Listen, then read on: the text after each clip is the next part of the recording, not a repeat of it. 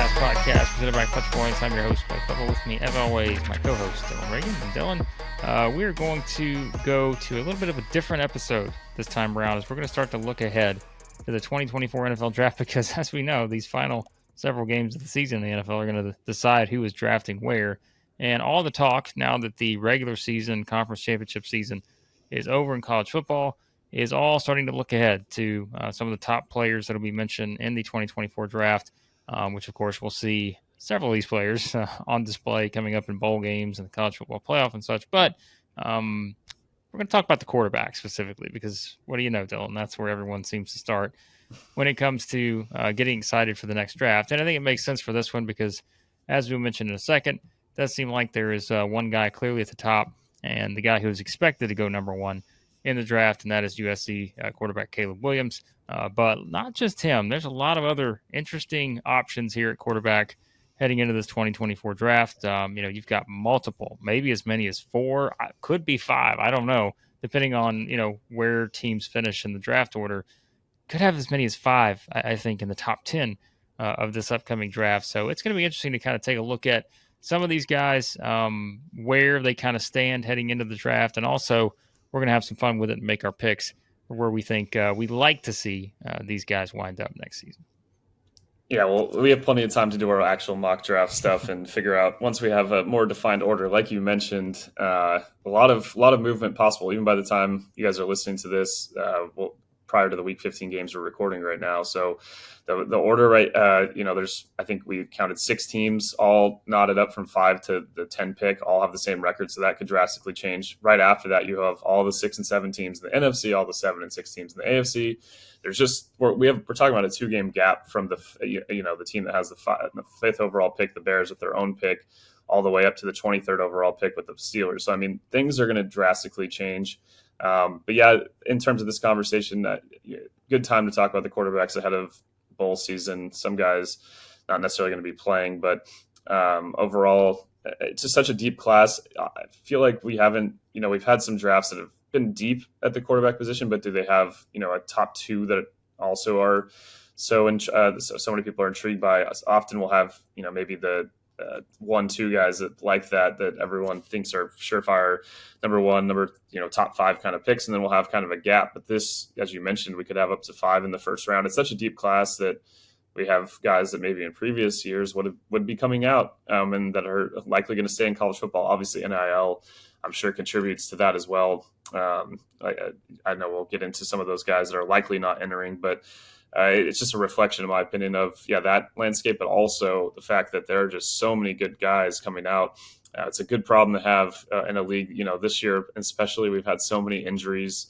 Obviously, Justin Herbert just this week before you'll be listening to this, being out for the year with his broken finger, and that's one of many, unfortunately, injuries this year. So the more quality young quarterbacks we can get in the league, the better. And it's fun to start speculating about where even if we're not exactly ready to pinpoint where we take them ourselves or what we think teams are going to do, to start looking at matches for these teams, or some of these guys, not even just the top few guys, but the Michael Penix and Bo Nix and McCarthy, Daniels, after those top 2, like where did they end up? I mean, that's just as intriguing to me as where Caleb and Drake ultimately end up going. Yeah, I think so too. So let's just jump into it because, again, we've got quite a few guys to discuss here as we kind of look at all the options for some of these players. Like I said, we do start with Caleb Williams because I think it's pretty clear that, if I guess it's pretty clear, no matter who winds up being there, but we're pretty sure the Chicago Bears have a good chance to wind up being in that number 1 spot. If they are, I mean, Dylan, is there any doubt that it's going to be Caleb Williams? Sure, as always, you could go through the draft process, combine, all this other stuff, and maybe, there's just so many things moving in Drake Maye's favor or so many things moving in Jayden Daniels' favor and so forth to possibly, make that push. And we know it's going to happen, right? Even if Caleb Williams is the lock of the century to go at number 1, there are going to be 50,000 reports that are going to come out about why they're not going to take him at number 1 and why this guy's moving up to number 1. I just think it's pretty simple. If it's the Bears, I would be stunned if Caleb Williams is not the number 1 pick for them. And I just feel like that's where all this momentum will probably head. And, again, you can debate whether you think, which I mean, you could debate whether you think Caleb Williams had the best college season. According to the Heisman Trophy voters, it would have been Jayden Daniels, as we know, but that's not how the NFL draft works. And so, yeah, I mean, it's interesting, right? Because Justin Fields, we know, he's had some ups and downs with Chicago, but I mean, I think this is kind of a no brainer to me, Dylan, in terms of if they get the spot, I'd be stunned if it's not Caleb Williams at number one. Yeah, don't overthink it. It does feel like that could happen. And I know that, the fans there in Chicago definitely have mixed feelings because, there was so much optimism for Justin Fields. And the last few weeks, we'll see what happens in their upcoming game. But against the Browns, a much tougher opponent, but at least for the offense there. But Justin's looked solid, and the win over the Lions played one of his best games. I mean, he is playing like a guy that's playing for his job potentially. I think that's only a good thing. Maybe it does complicate have mixed feelings for Bears fans, but if you're going to ultimately make a move with Justin Fields, I've seen some stuff saying they could keep him and draft Caleb. I don't know if Justin had the right mindset, which by all accounts, probably would. That could work, I suppose, but more likely, probably they would trade him, I think. But it's a good thing then if he's playing really well. He's only going to raise his trade value. I think from the Bears' point of view, they did a good job, last year before they ended up trading that pick back, being kind of quiet on the front about what their intentions were, what they might do. I think doing that again makes a lot of sense in terms of making teams think maybe they will be open to trading it, that number one pick. I think they, at the very least, should listen. Obviously, though, I think ultimately, even though it wasn't this regime in Chicago, I think the idea of obviously much later, it wasn't like there's a lot of teams that passed on Patrick Mahomes, but I think the haunting feeling of passing on another really quality quarterback is something that I think they're just not going to be able to ultimately pull the trigger on. So I agree that, the Bears, Caleb, it's going to happen. I just hope that for as much as, they're in the hunt technically in the NFC with a 5-8 record and also their own, despite that having the number 1 and 5 overall picks at the moment, I would hope that they could find a way to get another. I know we're talking about quarterbacks here, but whether it be a receiver, offensive tackle, and really high up in this draft, there's some quality guys we'll talk about. Obviously, Marvin Harrison is going to probably go earlier than what the Bears might have their second pick at, but at least in terms of some of the tackles and other receivers, plenty of guys that I think will complement with Caleb. And it feels too right at this point. Also with where the Panthers record is that, that pick's going to Chicago. I think their likelihood of getting a top 3 pick is somewhere in the like 80-90% range going into week 15. And number 1 pick is way higher just because they got that 2 games of separation between Carolina, New England, and Arizona. New England, Arizona winning last week really helps Chicago kind of feel pretty good. We'll see, but pretty good about getting this number 1 overall pick. And I have a good feeling that if they do, like you said, with all I think the Notre Dame game kind of gave people second thoughts on Caleb briefly. But over the course of the rest of the year, he still put up ridiculous numbers. There's some things that he struggled with, maybe, improvising a bit too quick in some spots, but it's a reflection of some other things going on there. I think it is just nitpicking at a certain point. And I think at the end of the day, the Bears are not going to take a chance on missing out on another possible top 10 type of quarterback in the league. We'll see what Caleb ends up becoming, but the Bears are probably going to be the team that ends up finding out. Yeah, I think it's going to be the Bears. Like we could pick where we want to see him go, but I just think this is probably the most obvious choice. So it's, I mean, I would like to see it just because I'd be interested to see what happens with Justin Fields and trade ideas and all those other things. So maybe that would be the most exciting scenario. Although, Patriots fans and other fans like that may be rooting for a Caleb Williams opportunity, but still, I think it'd be fascinating to see what happens with the whole Chicago dynamic should he wind up with the Bears. All right, speaking of the Patriots, Drake Maye is the probably second quarterback on the board for most people at this point. And as things stand right now, as we said, the Patriots do have the number 2 pick in the draft. And if that happens, I think, Dylan, there's probably a really good chance you'll see quarterbacks go back-to-back with Caleb Williams at 1 and then Drake Maye at 2. Again, Drake Maye, there's been plenty of positive momentum for him for the past couple seasons. Really, everyone knew that he was likely going to be a top 5 pick in the draft. It was just all a matter of seeing how the dominoes fell in terms of who would be picking where. But it's pretty clear, like we said, when you have teams like Chicago, New England, in the top 5 as of right now, most likely going to happen. Most likely going to stay there. I find it hard to believe these teams, the way they played. Well, again, the Bears, remember, are picking for the Panthers at 1, but hard to see those two teams in particular, Panthers and Patriots, reeling off winning streaks to finish the season and maybe fall out of the top. I just don't think it's going to happen. So, therefore, Dylan, I think Drake Maye with the Patriots, a lot of fun and exciting possibilities there because we know things just have not worked out. With Mac Jones being the guy to lead them forward now, and a little bit of defense of Mac Jones. I think there's also the fact that they need more offensive playmakers overall, I think, to be able to kind of complement some of the things that they can do offensively. But, I mean, again, like you talked about, is it as simple as Caleb Williams to the Bears at 1? Yes. Is it as simple as Drake Maye to the Patriots at 2? Probably. It could be 3, I guess, if depending on what happens to the Cards. Could be. But very true. I think the way that Kyler's played, and if there's 4 weeks to go, so things can change drastically. But if the Cardinals, with the way Kyler's played, it feels like Marvin Harrison to be the next Larry Fitzgerald there feels too easy, for me. So I see it at this moment. That's what I see happening. I know there's some mocks that still have the Cardinals taking a quarterback, and I think they would, if they do end up with that number 2 pick, they will consider Drake Maye here. But I think whether it be the Patriots trading up to get him 1 spot, which we've seen in the past, or them just ultimately getting that number 2 pick, like you mentioned, it feels like that. It just feels like it's going to happen. There's a lot of uncertainty, obviously, New England. I think even later on Tuesday, December 12th. So by the time you listen to this, it'll be a second. Tom Curran had some comments. I'm not sure if it was in a feature or if he was on a radio hit or something, but did say that the Patriots have decided to part ways with Bill Belichick following the season. So we'll see if that actually comes to fruition. There might be a lot more reporting on that by the time you listen to this. I only came across it later last night. I was like, what's going on here?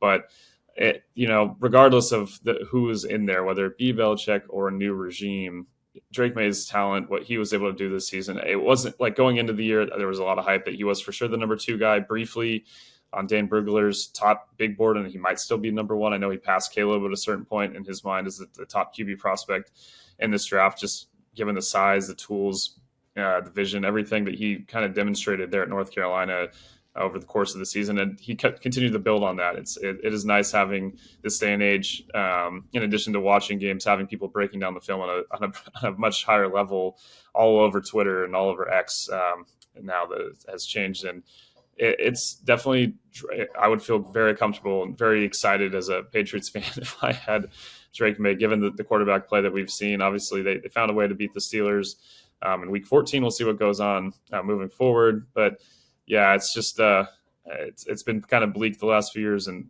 for the Patriots, given everything to have possibly a QB like Drake Maye fall right to them, it's something that I think some fans around the league are probably not pumped about, that are excited to finally see the Patriots after 20 years of dominance down towards the bottom of the league.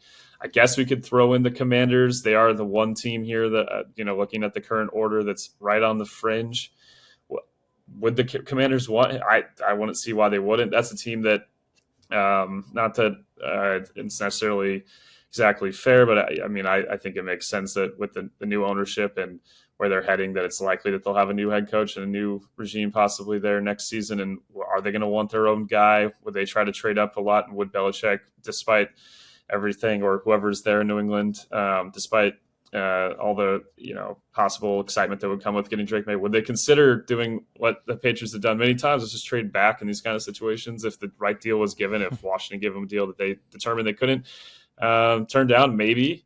So in terms of what I'd like to see, though, even not necessarily, I'm by no means a Patriots fan, obviously, but what I'd like to see is definitely, if that's mainly what we're talking about, I'd like to see them get Drake Maye and see what that looks like in a division that suddenly would potentially have Aaron Rodgers coming back next year, obviously Tua, and then Josh Allen and Drake. I think that would be a lot of fun. Not different than the AFC South, which is my new favorite division for quarterbacks, but still would be a really fun fit there, and just keep all the good young quarterbacks in the AFC, as many as possible. I know we got to talk about Caleb going to the Bears, but as a Rams fan, keep them all as many as possible in the AFC and keep the NFC more mediocre there. Yeah. Well, that's your rooting interest here. So I think it's possible that you could do that here because again, I think this is one that makes a lot of sense. And like we said too, you mentioned it. It's without knowing who the coach is going to be at the Patriots, which I've never said that before. I mean, right? Like I don't remember the last time I ever said that. Without knowing who the Patriots head coach is going to be, there are a lot of dynamics in play there to where, if I don't know, could you have the wild scenario where the Titans and the Patriots do a swap where it's Vrabel takes over the Patriots, Belichick heads to coach the Titans. I don't know. Like there's a lot of wild scenarios at play, I guess, if Belichick's out, but. Yeah, so I mean, there's again, we'll see what happens, but I think Drake Maye to the Patriots would be a lot of fun and exciting to see kind of the next step there, or again, the Commanders is a possible option too. Let's take a quick moment to talk about today's sponsor, Manscaped. The season for a fresh cut is finally here with the sponsor of today's show, Manscaped. The leaders in below-the-waist grooming have just launched their 5th-generation lawnmower to help you avoid another silent night in the bedroom this year.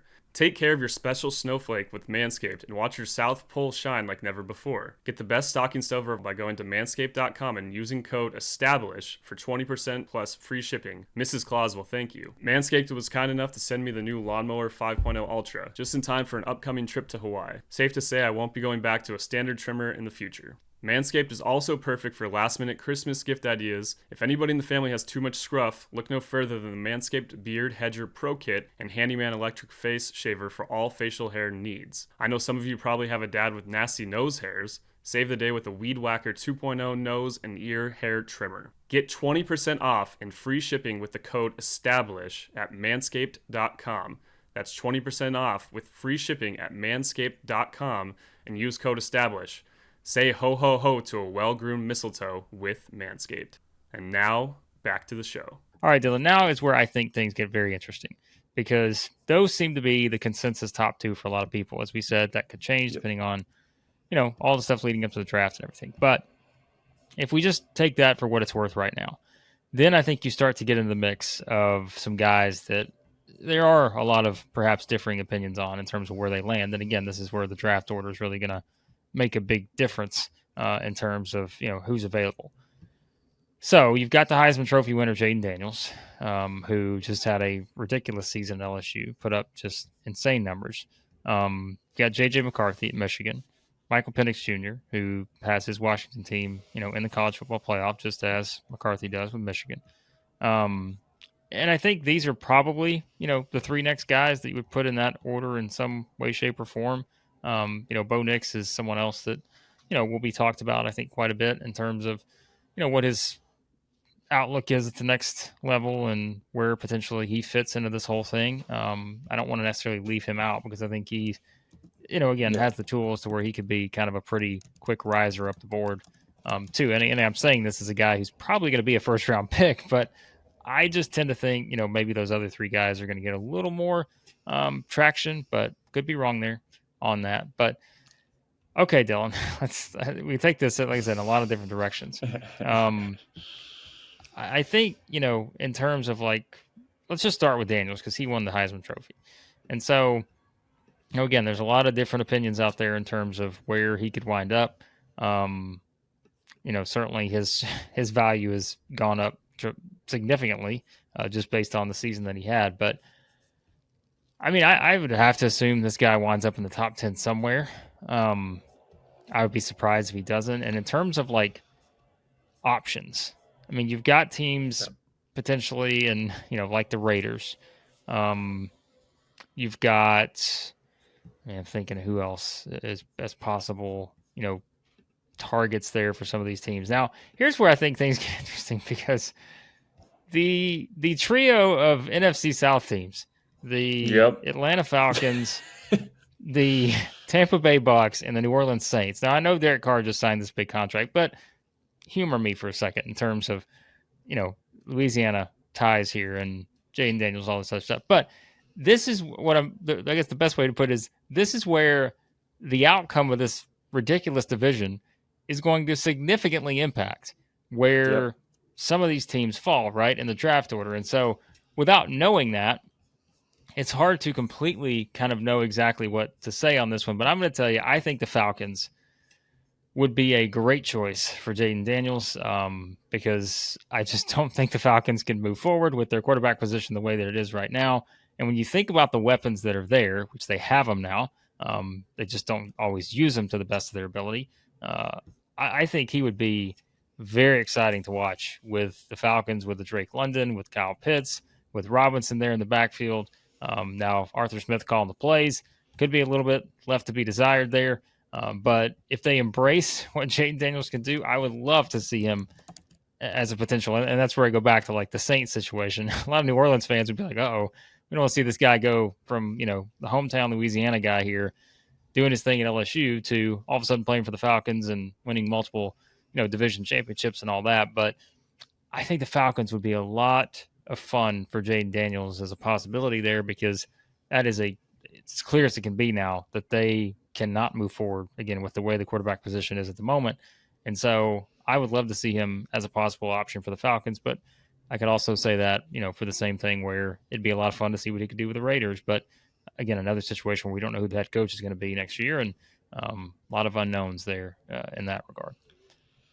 Yeah, I like the Raiders idea a lot for them, because I do think like there was a point this year where there's a lot of stuff that came out after the firing of their coach and GM, and Ziegler apparently wanted to trade up, right, to get CJ Stroud. It's kind of the hindsight stuff, and then apparently McDaniel shot it down. So it's like those kind of things. Maybe it is time. Maybe it is one more year before they need to actually do a full reset, not try to sign a guy like Jimmy Garoppolo and try to half make it work with the next regime. So we'll see. Like you said, a lot could change there. But I think, there's two teams in the NFC South outside of that if we're talking about strictly, like you said, about the teams we want to see them play for, it's for me the Falcons and the Bucs. I think both teams, as you mentioned, all the weapons the Falcons have. Obviously, Tampa, a little bit different unit there, but we're still not that far removed from obviously them winning a Super Bowl and still having big pieces of that Super Bowl team and some other younger guys that are contributing. The offensive line has got better. The running game's definitely better this year than it was last year.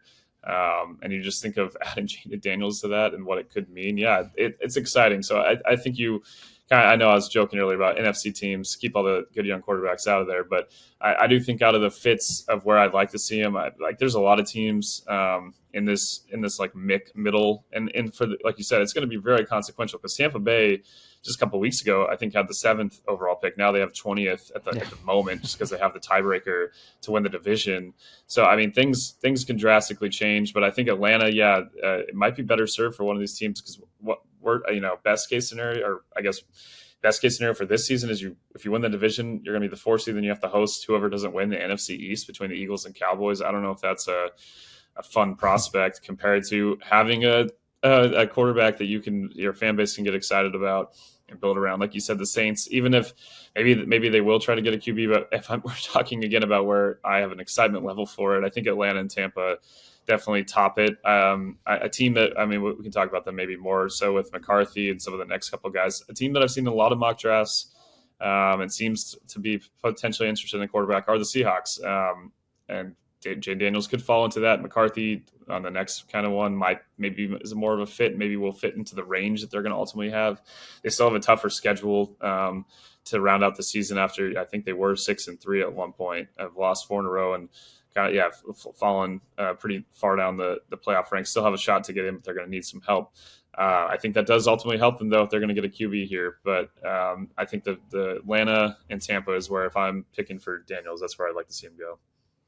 Well, and again, we just transitioned to McCarthy here, because I think this is one. I think it was what Matt Miller at ESPN. He had the Raiders as an option there for them, and that would again make a lot of sense. I think in terms of what he brings from a passing standpoint and all that. And again, we kind of know the situation there. The Raiders.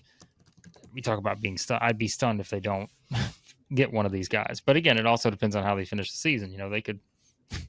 They could win 3 of their last 4 or whatever, right? And all of a sudden their pick changes dramatically. But still, there are one of those jumbled mess teams at 5-8 right now. Again, as we're recording this, which we know they will have played another game by the time you listen to it. But yeah, so I think it's kind of a situation where McCarthy, like you could sort of plug him into any of these kind of scenarios that we just talked about with some of these teams. Whether that is a Tampa Bay, whether that's in Atlanta. the Raiders. I feel like you've got sort of these same type of teams, in this sort of situation because, again, you can kind of filter out the quarterback situation for a lot of other teams. I do think there's a team that's interesting in this, right?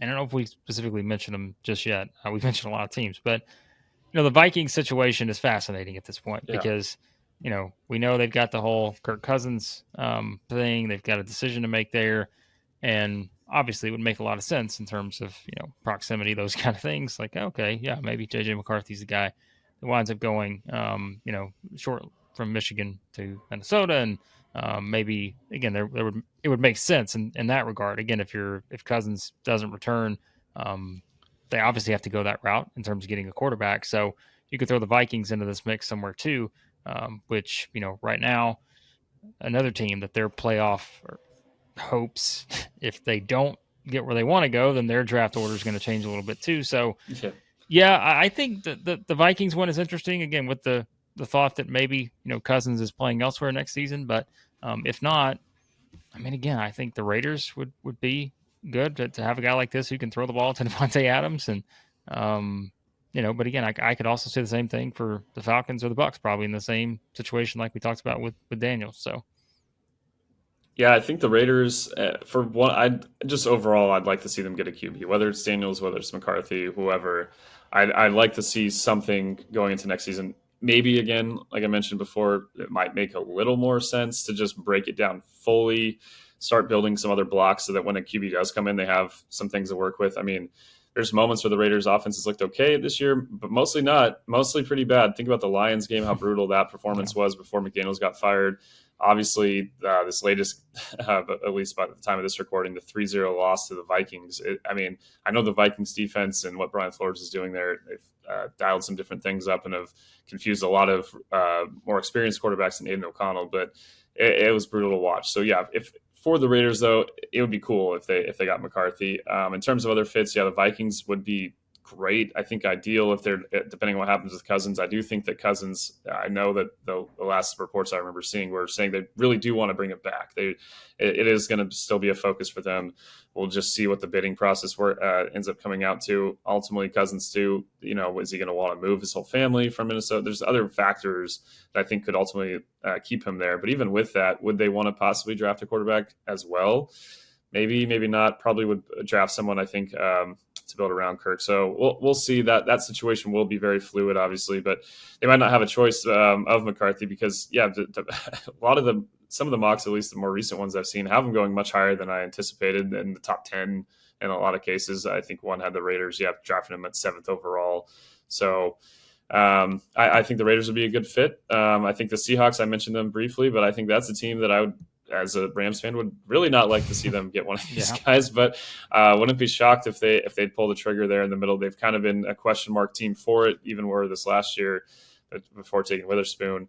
I know at one point in this process, the Rams were even kind of mentioned, but with the way Stafford's playing, I know it's the health thing. Having a guy behind him should be more of their focus, and having a better backup than some of the guys they've had in previous years. And we'll see what happens with Stetson Bennett. It's still kind of an ongoing situation there.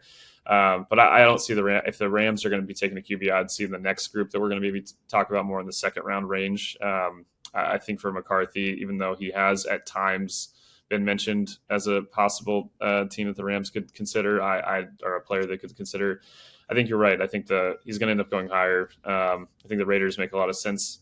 I trying to look at some other teams that might just pull the trigger on a QB. Maybe we haven't talked about them. The Giants. Do we think that Tommy DeVito is going to be the guy with Daniel Jones? About. Didn't look. Yeah, they're a wild card kind of team in this group that I don't think, despite winning some games, I think they're going to end up still probably with a top 10 pick. And I'm just trying to think, depending on what they really think with all the money they have, going to Daniel Jones, are they going to be willing to pass on some of the other top impressive prospects that we will talk about on another podcast soon? I don't know. They're kind of the team that could throw the wrench in here, but depending on how high some of these other QBs go up, if we're talking about an NFC South team and the Raiders possibly taking Daniels and McCarthy, it might end up having higher picks than the Giants, and it might not end up really being a choice that they're going to ultimately make. But still one that I'd monitor in this kind of middle pack of teams that there's could be a lot of change here. But that's kind of the group I'm thinking of right now.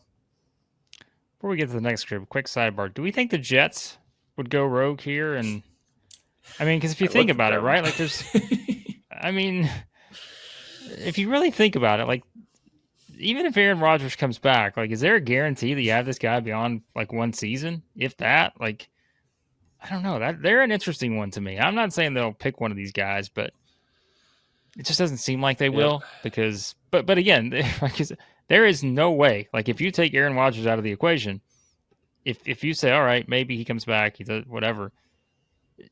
There's no way they've got to address this position. Like, it's not like beyond next season. And so maybe they're like, we'll just wait. But maybe also you find yourself in a spot where you're like, hey, we're fine with sitting this guy for a year. And I mean, again, I don't know that Rodgers plays two more seasons. It would make a lot of sense. It's going to be hard to convince, though, at the same time, be like, should we not draft someone to go all in with Rodgers with the top 10 pick that we could add another top receiver to our room, or an offensive tackle with an offensive line that has struggled with injuries? So that's a very, at their core, like they have to make a pivot point decision potentially on like which way as a franchise they want to go. And I'm not sure how, the amount of sway that Aaron has in that building. We'll see. But I think that might ultimately be a reason they don't end up taking QB. But like you said, I think, both New York teams definitely ones to monitor that are kind of wild cards in this whole thing. That ultimately I think will probably go in a different direction, but still a possibility for sure. Yeah, I wouldn't also mind seeing like you said, if Aaron Rodgers has some sway here and wants to actually have a team that'll pick a wide receiver. In addition, like a Malik Neighbors, Garrett Wilson duo would be quite the dynamic for him returning. Yeah, that would be quite interesting. So we'll see if that is a possibility. All right, this next couple guys, like it's fine. I think it's great to group these guys together because I feel like we've been doing this all season in college football. Michael Penix Jr. at Washington, and then Bo Nix at Oregon. These are two guys. Again, I've seen a lot of different opinions on in terms of where they wind up being at. I've seen some people that are surefire Penix is not going to go in the first round. Other people have had him higher. Bo Nix is kind of, again, another guy, maybe late first round type scenario. But like we said, too, this is where like the way the board falls matters significantly in this scenario, just because of, all the quarterbacks that I think are likely to go before these two guys. So, again, if you start to see teams trade up and you don't see a fall and, all those kind of things, then maybe these guys move up a little bit higher. But yeah, these are two interesting ones here, Dylan, because I think it's like, I don't really know, I guess, in terms of like trying to find the perfect fit for these guys, because we've kind of mentioned all the teams that would make sense.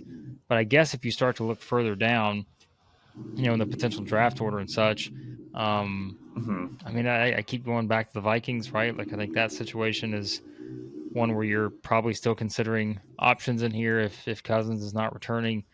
But I mean, really, when you look at all I guess the best, like when you look at all the potential playoff teams, minus the NFC South, because I don't know, it's hard to even group those teams in there. But I mean, I feel like Pittsburgh maybe is the only team that, and even then, like I know they have Kenny Pickett and he's younger, but like I don't know if there was like just a can't miss option, or maybe it just didn't feel like something the Steelers would do to me in this scenario. But like otherwise, again, I think you're looking at this same sort of tier of teams that are possible options for these two guys and kind of figuring out where they wind up.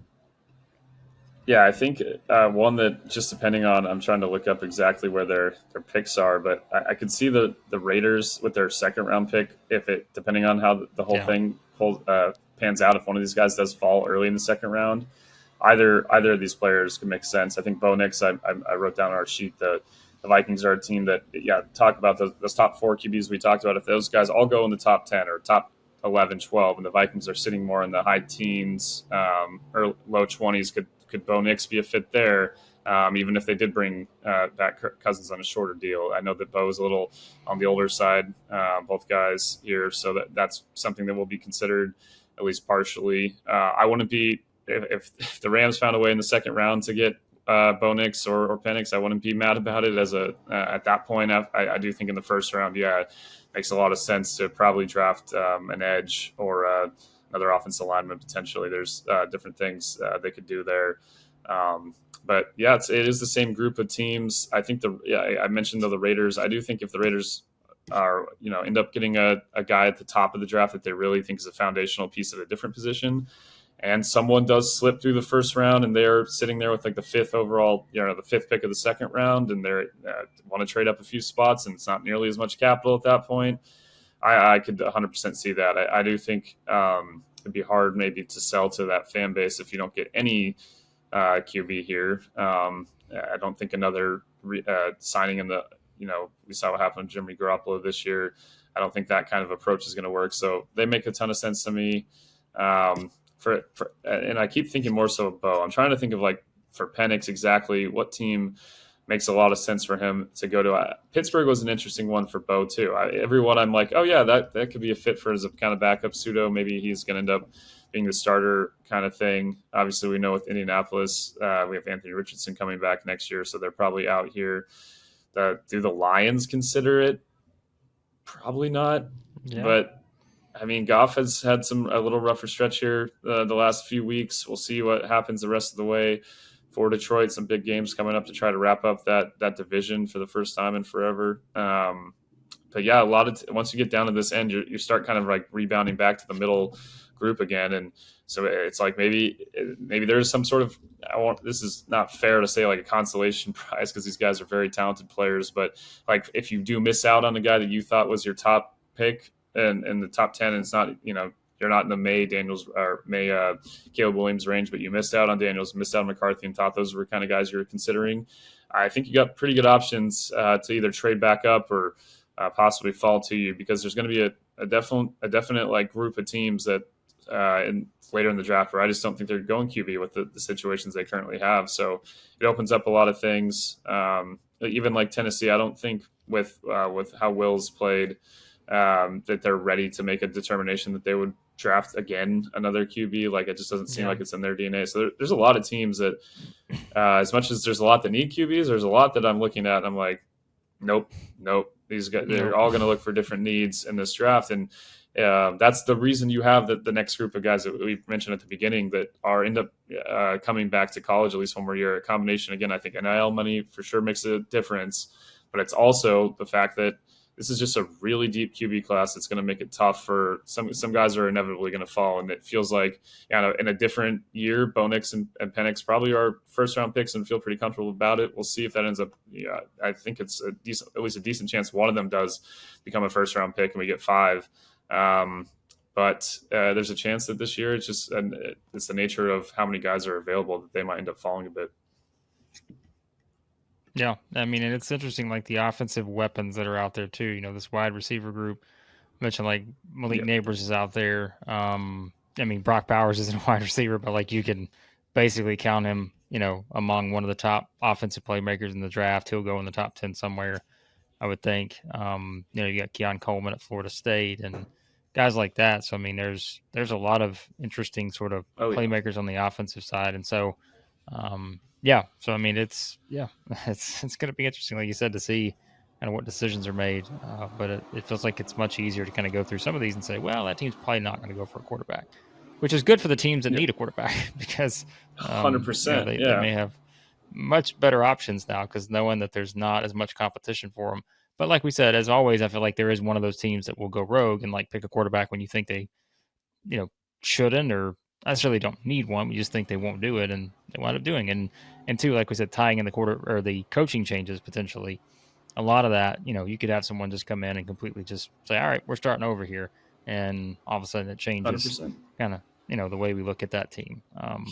Out of every position, QBs definitely just go up the higher than like what you initially think, more than any other position, right? Like it's such an important thing. And if you have, like you're mentioning, like all it takes for one team to go rogue is them to be enamored. They watch enough after the season ends, or if your season's basically already over, you're watching so much tape right now of these guys. Like it maybe gets to a point where you can over convince yourself of certain things that you see. Then it just leads to if the guy falls deep enough, then he ends up being selected. So Definitely.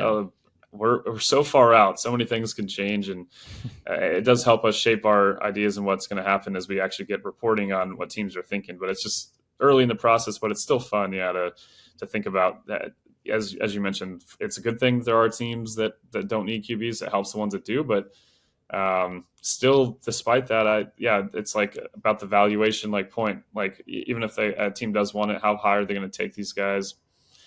So much can change from now and the next month here. It's still early, but it's definitely a fun conversation and a lot of different ways we can go with it, as we did. Yeah, for sure. I was going to mention before we just quickly wrap up with some of these other guys that, again, have decisions to make. I forgot to say, a Jayden Daniels, Justin Jefferson connection with the Vikings, maybe that's the one. I said the Falcons, but maybe the LSU to LSU connection is too good to pass up for the Vikings if they move on from Kirk Cousins. So we're talking about dream ideas. Yes. I just think the Vikings will have too good of a record. But you're right. We are talking about the teams we want to see these guys go to. So that's a good point there. And the colors would work too. It'll all be LSU basically. Keeps Jayden Daniels in the LSU colors to a certain extent. So maybe that's the one I'm rooting for on that one. But all right, so we'll wrap up with this. Again, there are some other guys that have decisions to make. By the time you listen to this, you may know what those decisions are. I think a big domino is Carson Beck at Georgia. Not real sure exactly what's going to happen on that. And that's where, it's so interesting now, isn't it? Think about if we had this conversation, 3 years ago, something like that. There's no NIL. And you're like, well, these guys are obviously going to do this or that. Now with NIL money, it's like, hey, just stay in school and make millions. I don't need to go to the NFL just yet. And so we'll see what happens with Carson Beck at Georgia, Quinn Ewers, Texas, Shedeur Sanders. Again, we kind of feel like we know which way some of these guys are leaning, Dylan, but still worth mentioning just because, hey, if a Carson Beck decides he's going to come out and go into the draft, same way with, the other guys, which I think is less likely. But, that adds another dynamic to the mix here. So. Yeah, it almost feels like for sure Sanders is not going out based on the way the end of Colorado season went and just his dad's own comments about him going in 2025. Yeah, Riley Leonard transferring obviously to Notre Dame. Excited to see how that goes. He was a lot of fun to watch before his injury against Notre Dame. But yeah, between Carson Beck and Quinn, it's fun to think about where those guys would go. There was a mock I read less than a month ago that had Quinn Ewers going 3rd overall. Now, I don't know. That was probably a little too optimistic, but I don't think it's crazy to say that he is the guy that teams in the NFL. He did rise up a lot of the big board stuff from really respected guys that have connections and are making big boards based on what they see on film and also what they know other teams are valuing. And then Carson Beck obviously had a fantastic year at Georgia. Looked incredible for large stretches of the season. Obviously, like you mentioned, he's the one that maybe is more. I think the latest reporting on Quinn said he's like an 80-90% chance of staying at Texas, which at the time was kind of surprising, but now it's kind of being accepted. That's how it's going to go. Whereas, Carson, like you said, likely going to stay, but not for sure. That would throw a wrench into this. Both these guys, let's just start with Carson though. If he does enter the draft, if you had to guess, where would you slot him in? Not necessarily to a team here, but out of the QB order, how many guys is he passing? Is it as simple as putting him after that first 4 at the 5th quarterback taken, or is he maybe passing McCarthy? I wouldn't be shocked personally if that actually happened. Yeah, I think probably the safe play is to say that he is a little behind McCarthy. Yeah. But I could see him passing the other guys that we mentioned. I mean, like we mentioned, I think it's going to be no one's going to. I say no one. I feel pretty confident that Caleb Williams and Drake Maye are going to be 1-2 off the board, and then I think it's going to depend on maybe. I feel like Jayden Daniels is going to be 3, and maybe we'll end up being wrong with that, but. Then I think it's McCarthy, and we talked about kind of how the rest of the dominoes could fall. But I could see a Carson Beck moving up into that. But I also think that there is optimism on the Georgia side based on the NIL money that he's going to bring in that he will be returning next season. So we'll see if I'm proven right by that. But you know how this thing works with NIL. Hey, I trust you on this more than anything I would know. So it sounds like you're in the know here. We'll see. We won't be seeing you in this draft, but I think it makes sense probably between the NIL money and just, again, the class here, and what still going to be a really good class probably next year. But you could have these two guys we just mentioned as the number 1, 2 picks that we're talking about. So that's a big difference, and I think possibly a smart move. And it's a good thing for, I think, both the NFL and college football, for guys to develop longer and potentially still come out at and then also improve, obviously, the college product with guys staying in school potentially longer at times. Obviously, college football does benefit from having to be there at least 3 years, even with guys often only playing 2 after they redshirt. But I think it's just a good thing overall, and it makes it more fun. And it should be. For Quinn, I think similar kind of range, though. If I had to guess, if he came out, maybe he's not going above both Bo and Penix, and that is part of why he ends up staying. But then again, someone could be enamored with him and have thought he was going to go much higher. But I know that's a whole other dynamic with him. Probably a lot of NIL money too, even if Manning is in waiting there for the Longhorns. Yeah, I think NIL money probably not hard to come by at Texas. Just my guess. So we'll see what happens with these guys. Like we said, a very interesting group of quarterbacks, and we know it's going to make for a fun 2024 NFL draft, seeing where some of these guys land in that process. So for now, Dylan, a lot of stuff, not just to get you ready for the upcoming NFL draft months from now, but also just kind of looking at everything else in the NFL, which should be a wild finish heading into the stretch run here of the season. So everybody can find all that at Clutch Points. Yeah, you can go to the Clutch Points app in the NFL section to follow the final few weeks of the regular season, all the playoff games, tons of content in there as well from our website. You go to clutchpoints.com to the NFL and college football sections. We are getting started on draft stuff, so it's perfect timing for us recording this episode. Did some perfect fit kind of things for, I think, for Bo Nix in particular. The Vikings were one that was mentioned by our staff, so I had to bring that one up in here. But we have some Caleb Williams stuff. Just overall, looking at early mock draft should be coming out pretty soon.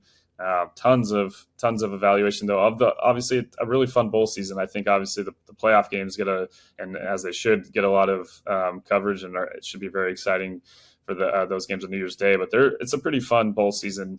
So we got a lot of coverage just of the news, tons of transfer portal stuff. We have a transfer portal tracker now going over where it's just so much happening there, as it has been the last couple of years, but especially it feels like last year and now this year, just guys flipping all over the place. So trying to cover that as well as we can. Obviously NFL coverage, tons of things going over if you're in your fantasy playoffs. Unfortunately, was part of a 5-team tiebreaker for 3 spots and did not get in based on, for some reason, win-loss record is the tiebreaker. Or sorry, not win-loss record. Head-to-head instead of total points, which did me in. But if you are in the playoffs, a lot of good stuff still coming out of some of the waiver decisions you should be making. Should have already made potentially by the time you're listening to this, you'll be making them the following Tuesday.